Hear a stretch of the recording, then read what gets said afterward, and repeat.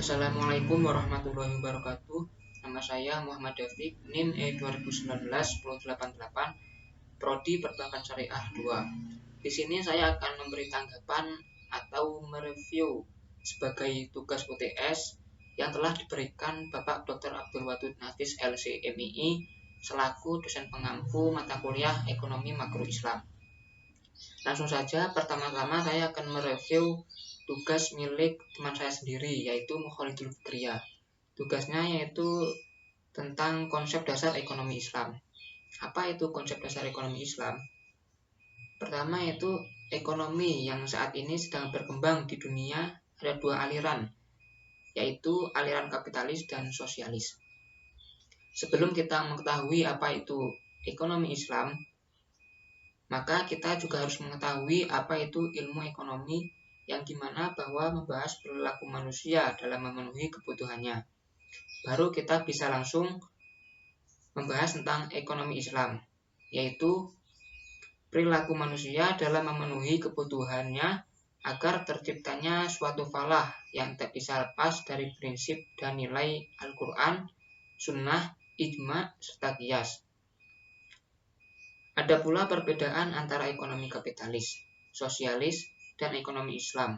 Salah satunya yaitu jika ekonomi Islam kompetisi dikontrol syariat Islam, untuk ekonomi kapitalis kompetisi pasar usaha bebas, atau orang yang memiliki modal banyak dapat menguasai pasar, serta mampu menciptakan monopoli pada pasar.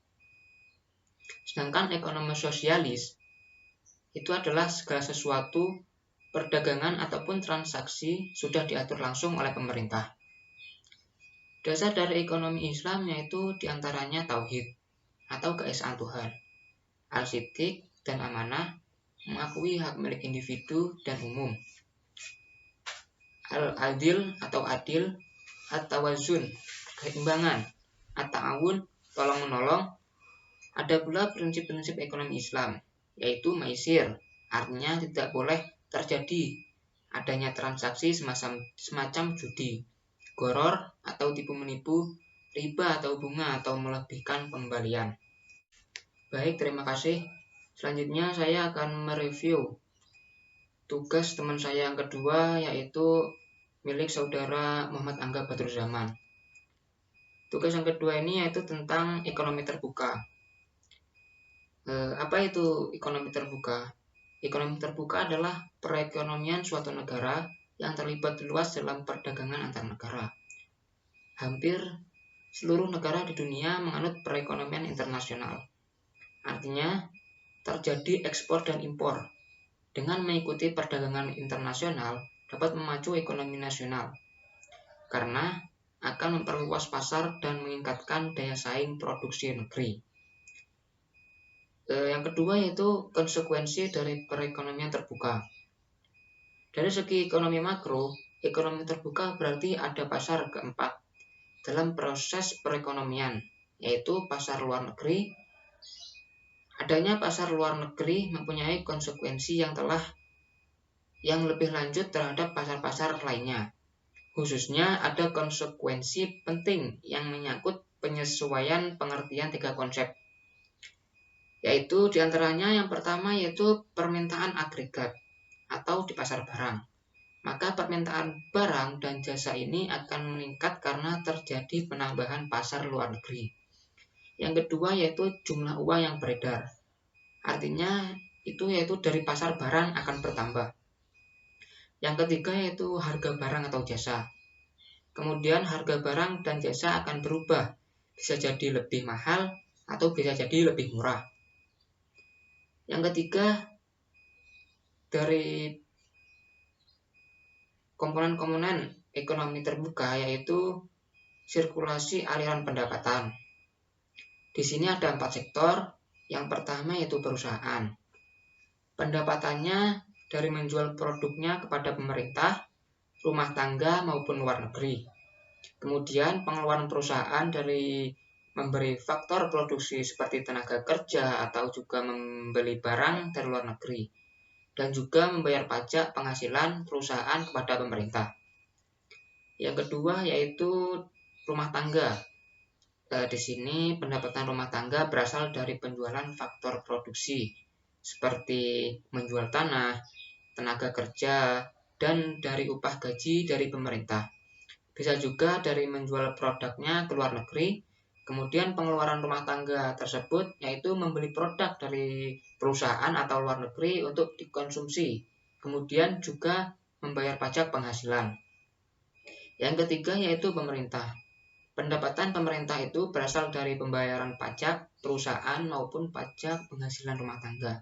Sedangkan pengeluarannya yaitu membeli barang dan jasa kepada perusahaan, kemudian memberikan subsidi kepada perusahaan dan rumah tangga. Yang keempat yaitu luar negeri. Pendapatan luar negeri berasal dari menjual produk, barang, dan jasa kepada perusahaan, rumah tangga, dan pemerintah. Sedangkan pengeluarannya adalah memberi barang dari perusahaan. Yang keempat dari komponen ekonomi terbuka yaitu komponen pengeluaran agregat. Yang pertama yaitu konsumsi rumah tangga atas barang-barang yang dihasilkan. Yang kedua yaitu investasi perusahaan. Yang ketiga yaitu pengeluaran pemerintah atas barang dan jasa yang diperoleh dalam negeri. Baik, terima kasih. Untuk materi yang ketiga yaitu tentang ekonomi tertutup dengan kebijakan pemerintah. Materi ini yaitu dari saudara Ahmad Nuruhin. Apa itu ekonomi tertutup dan kebijakan pemerintah? Analisis pendapatan nasional pada perekonomian tertutup dengan kebijakan pemerintah membagi aktivitas perekonomian ke dalam 3 pelaku utama. Yang pertama yaitu rumah tangga, perusahaan, dan pemerintah. Adanya unsur pemerintah menemukan 2 konsekuensi perhitungan pendapatan nasional, yaitu dari sudut pengeluaran memunculkan pengeluaran pemerintah dan dari sudut penerimaan memunculkan komponen pajak.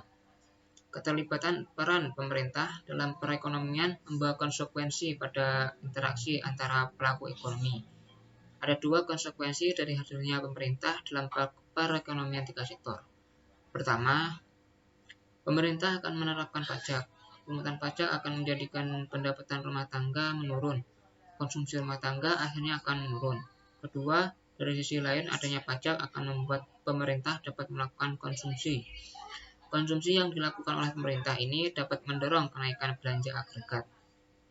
Siklus perekonomian 3 sektor yakni pada perekonomian 3 sektor. Sebenarnya interaksi antara sektor rumah tangga dan perusahaan tidak jauh berbeda dengan pembahasan interaksi pelaku ekonomi 2 sektor. Rumah tangga tetap menjadi konsumen bagi perusahaan, sehingga rumah tangga membeli barang dan jasa dari perusahaan. Hal ini menyebabkan aliran pendapatan dari sektor rumah tangga ke sektor perusahaan. Untuk melihat sejauh mana pajak dapat mempengaruhi konsumsi, maka dapat dilakukan dengan 2 pendekatan pajak yang dikenakan. Yang pertama yaitu pengaruh pajak tetap, yaitu besaran pajak yang jumlahnya sama pada berbagai tingkat pendapatan terhadap pengeluaran konsumsi dan tabungan. Yang kedua yaitu pengaruh pajak proporsional, yaitu besaran pajak yang ditentukan dengan presentasi tertentu dari tingkat pendapatan terhadap tingkat konsumsi dan tabungan. Adapun jenis-jenis pajak yaitu pajak objektif, artinya pajak yang dikenakan berdasarkan aktivitas ekonomi para wajib pajak, misalnya PPN dikenakan kepada mereka yang membeli barang dan jasa kena pajak. Yang kedua yaitu pajak subjektif, pajak yang dipungut dengan melihat kemampuan wajib pajak, misalnya pendapatan. Jika pendapatan makin besar, maka beban pajaknya juga makin besar. Yang ketiga yaitu pajak langsung, jenis pungutan pemerintah yang secara langsung dikumpulkan dari pihak yang wajib membayar pajak.